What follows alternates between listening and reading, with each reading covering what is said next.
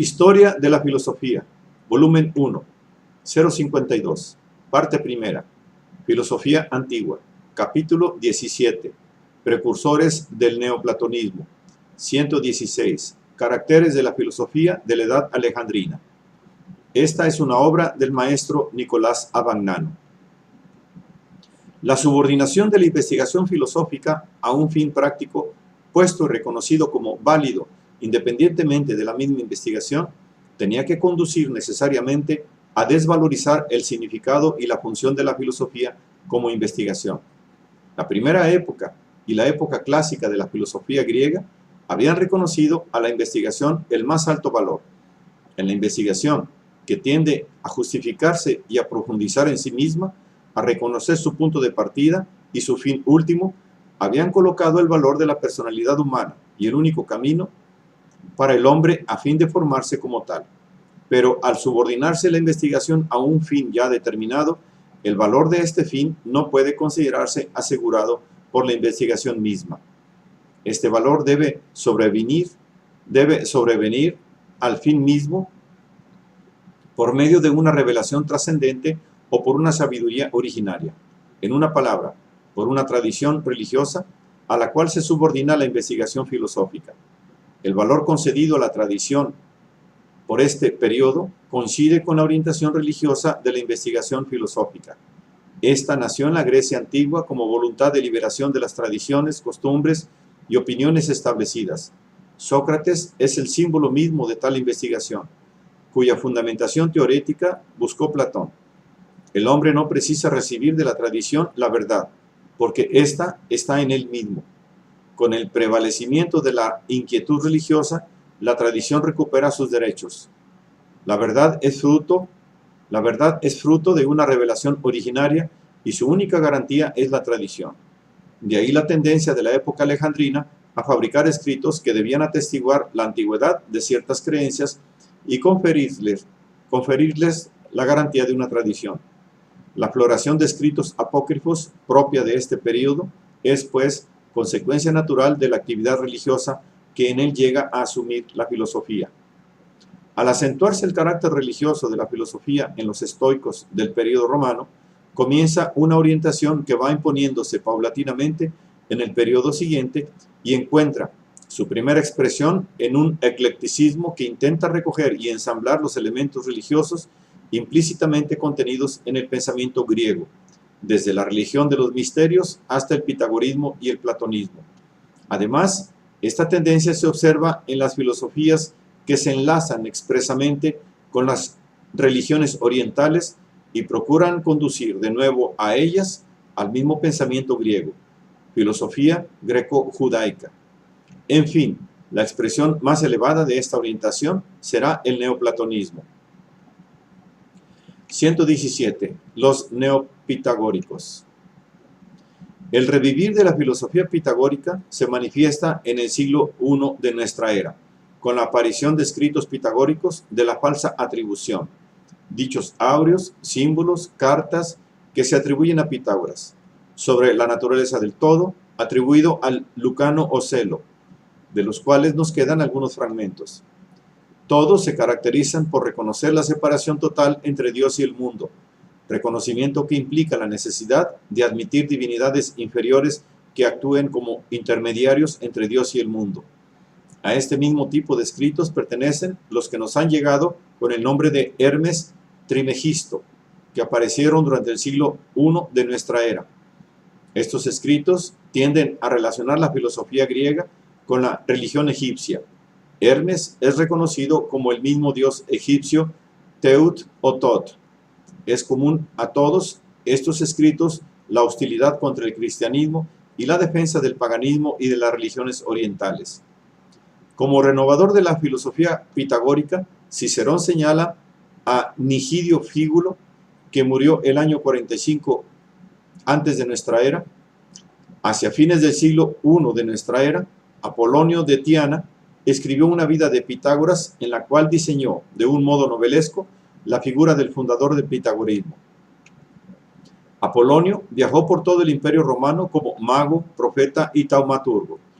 Una vida de Apolonio fue escrita por Filóstrato, al comienzo del siglo III de nuestra era.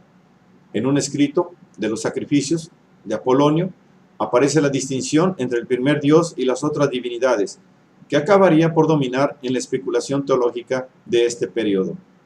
Hacia el año 140 de nuestra era, parece que se compusieron las dos obras que nos han quedado de Nicómaco de Gerasa, en Arabia, Introducción a la Aritmética y Manual de Música. En la primera se defiende la preexistencia de los números en el espíritu del Creador con anterioridad a la creación del mundo. Los números son los modelos que se conforman y ordenan todas las cosas. Los principios de la creación son el uno, que se identifica con la razón o divinidad, y la dualidad, que se identifica con la materia, según la doctrina de los antiguos académicos. Numenio de Apamea, en Siria, vivió en la segunda mitad del siglo I, después de nuestra era, y su doctrina es una mezcla de elementos pitagóricos y platónicos. Según Numenio, la filosofía de los griegos se deriva de la sabiduría oriental. Platón es un Moisés helénico, escribió, de los misterios según Platón, sobre el bien y de la separación de los académicos de Platón, obras de las que nos quedan algunos fragmentos. Es notable la división de las tres divinidades. Distingue de la primera divinidad al demiurgo como un segundo Dios. El primer Dios es el puro entendimiento, principio de la realidad y rey del universo. El segundo Dios es el demiurgo, que obra sobre la materia, sobre el mundo, y es el principio del devenir. El mundo, producido por el demiurgo, es el tercer Dios. Se funden en esta concepción los conceptos platónicos del bien como principio supremo y del demiurgo con el concepto aristotélico de Dios, como puro entendimiento. En el hombre, Numenio distingue dos almas, una racional y otra irracional, y declara que la entrada del alma en un cuerpo es siempre un mal, porque la realidad incorpórea y el devenir corpóreo se relacionan entre sí como el alma buena y mala del mundo. La doctrina de Numenio presenta características que debían ser comunes a la filosofía de este periodo: el sincretismo greco-oriental, la conciliación entre Pitágoras y Platón, la creencia en divinidades intermedias entre Dios y el mundo, la oposición entre espíritu y materia, como oposición entre el bien y el mal. 118. El platonismo medio. La misma mezcla de doctrinas dispares se encuentra en los seguidores de la escuela de Platón a partir del siglo I de nuestra era, como continuación de la orientación ecléctica, que había empezado con Antíoco de Ascalona. De los numerosos representantes de la escuela de este periodo, el más notable es Plutarco, que nació el año 45 de nuestra era y desarrolló su actividad científica en Atenas, a donde fue el año 61 de nuestra era. Nos han quedado de él numerosísimas obras de comentarios a Platón, de polémica contra los estoicos y epicúreos, de física, de psicología, de ética, de religión y de pedagogía. Es también autor de las famosas Vidas Paralelas, de griegos y romanos. Plutarco considera imposible hacer derivar todo el mundo de una causa única. Si Dios fuese la única causa del mundo, no debería existir el mal. Es necesario, pues, admitir al lado de Dios otro principio, que sea la causa del mal en el mundo, como Dios es la causa del bien. Este principio no es la materia, sino una fuerza indeterminada e indeterminable, que es sojuzgada por Dios en el acto de la creación, pero permanece de un modo permanente en el mundo, como causa de toda imperfección y de todo mal. Dios, como bien puro, está situado así absolutamente por encima del mundo, y su relación con el mundo queda establecida por medio de divinidades intermedias o demonios, con cuya acción Plutarco explica y justifica las creencias de la religión popular de los griegos y de otras naciones. Plutarco acepta la división platónica del alma en intelectiva o racional, irascible y concupiscible, de las virtudes morales. En otras partes combina juntamente la división de Platón con la de Aristóteles, y admite así 5 partes del alma. De todas maneras, mantiene la superioridad del entendimiento sobre las otras partes. En la ética, sigue con preferencia a Aristóteles. Hay cosas que no tienen una relación necesaria con nosotros, como el cielo, la tierra, el mar, los astros. Otras que la tienen, como el bien, el mal, el placer, el dolor. Las primeras son objeto de la razón científica o teorética, las segundas de la razón volitiva o práctica. La virtud propia de la razón especulativa es la sabiduría. La propia de la razón práctica es la prudencia. La razón práctica tiene por objeto moderar los impulsos de la parte irracional del alma y hallar el justo medio entre el exceso y el defecto. Así determina las virtudes morales o éticas, las cuales opone Plutarco a la apatía cínico-estoica, como la armonía y el justo medio entre las pasiones frente a la abolición completa de las mismas, que ni es posible ni deseable. La obra de Plutarco ha tenido una importancia mucho mayor que su significado especulativo. A través de ella se han difundido y han sido conocidas en todos los países las doctrinas fundamentales de la filosofía griega, más que a través de las obras originales. Con todo, no hay nada en su filosofía que tenga la potencia y el rigor de la investigación clásica. 119. La filosofía greco-judaica. Sí, por una parte, la filosofía griega tiende la mano en este periodo a la sabiduría oriental, por otra, la sabiduría oriental tiende la mano a la sabiduría griega, solidarizándose con ella en el mismo intento de fundir conjuntamente los resultados de la investigación griega con la tradición religiosa del Oriente. En Palestina, en el siglo I de nuestra era, la secta de los esenios, de que nos habla Filón, Josefo y Punio, muestra una profunda afinidad con el neopitagorismo, de tal modo que hace suponer que aquella se desarrolló bajo la influencia de los misterios órfico-pitagóricos.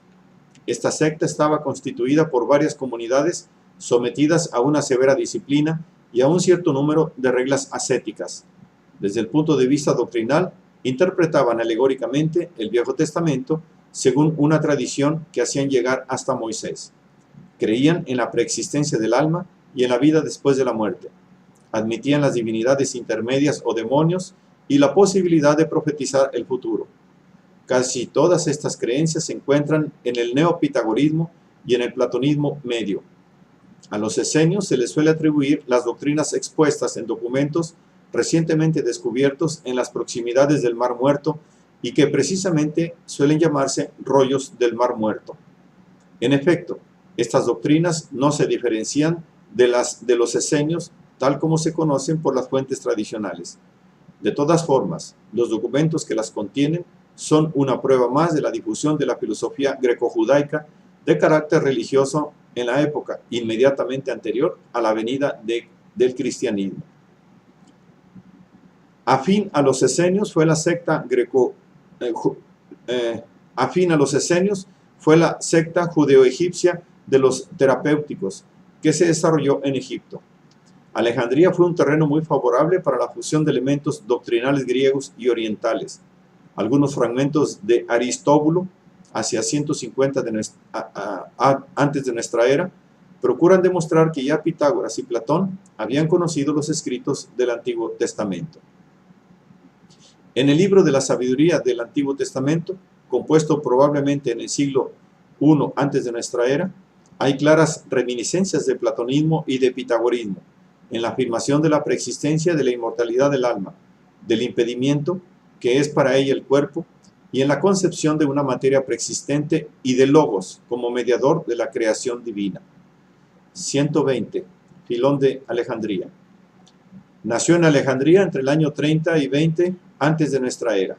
Filón, el judío, estuvo en Roma en el año 40 antes de nuestra era como embajador de los judíos ante el emperador Calígula. Tenemos un gran número de escritos suyos de diversos temas, entre los que destacan los que constituyen un comentario alegórico del Viejo Testamento.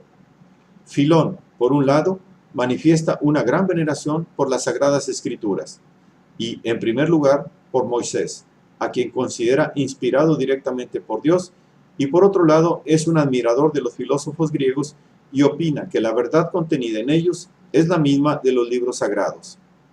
Llega a este convencimiento interpretando alegóricamente las doctrinas del Viejo Testamento y adaptando a ellas los conceptos de la filosofía griega. El resultado es una forma de platonismo muy cercana a la que se había ido desarrollando en Alejandría y que se solía referir a Platón y a Pitágoras. Los puntos fundamentales de la filosofía de Filón son tres: la trascendencia absoluta de Dios respecto a todo lo que el hombre conoce, la doctrina del Logos como intermediario entre Dios y el hombre, considerar que el fin del hombre es la unión con Dios. En su perfección absoluta, Dios es tal que es imposible comprender su naturaleza. Aún el hombre inspirado puede ver que Él es, pero no qué es.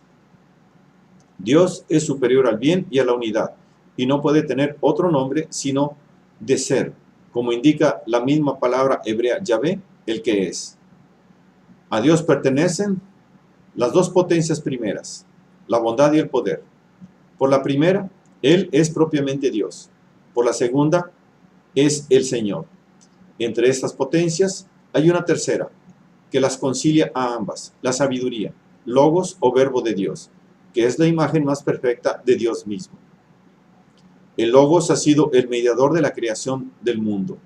Antes de crear el mundo, Dios creó un modelo perfecto del mismo, no sensible, incorpóreo y semejante a sí, que es precisamente el logos. Y, valiéndose de él, creó el mundo. Lo creó sirviéndose de una materia que él mismo había preparado antes y que era primitivamente indeterminada, falta de norma y cualidad. Dios la determinó, le dio forma y cualidad, y de esta manera, del desorden, la llevó al orden. De la materia se derivan las imperfecciones del mundo. El Logos divino es la sede de las ideas, por cuyo medio Dios ordena y plasma las cosas materiales. Las ideas son, pues, concebidas por Filón como fuerzas, porque por su medio la materia queda plasmada. El fin del hombre es su unión con Dios. Para llegar a Dios, el hombre debe, en primer lugar, librarse de la sensibilidad y de los vínculos del cuerpo. Debe librarse también de la razón y esperar a la gracia divina que le eleve hasta la visión de Dios. Esta visión se tiene solamente cuando el hombre ha salido fuera de sí mismo y está bajo una especie de furor dionisíaco, como ebrio y alocado. Se trata de una condición que no se puede expresar porque es sobrehumana y misteriosa.